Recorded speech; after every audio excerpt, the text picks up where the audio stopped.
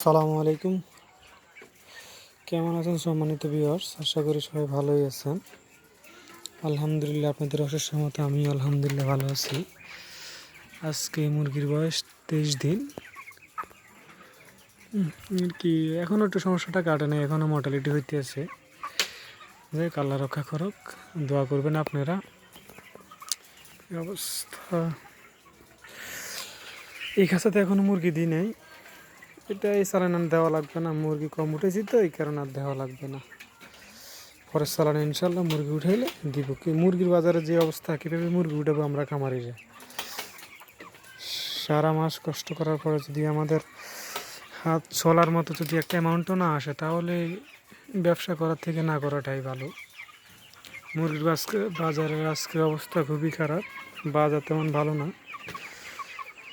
45-48 টাকা বাজার।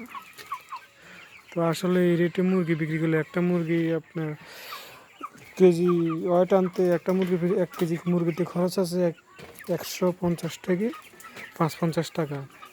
তো 45 টাকা বাজার হলে আমরা খামারিরা কীভাবে বা লাভ করব? আর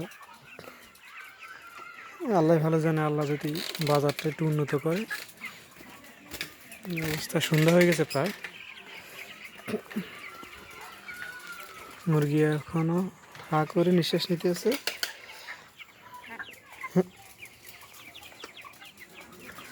লাইট চোখে পড়লে বন্ধ করে দেখা করে নিঃশ্বাস নেওয়া। তো আমার চ্যানেলটা সবাই প্লিজ সাবস্ক্রাইব করে দেবেন, একটু নতুন ইউজার একটু পাশে থাকবেন আপনারা, আর একটু লাইক কমেন্ট করবেন আপনারা প্লিজ।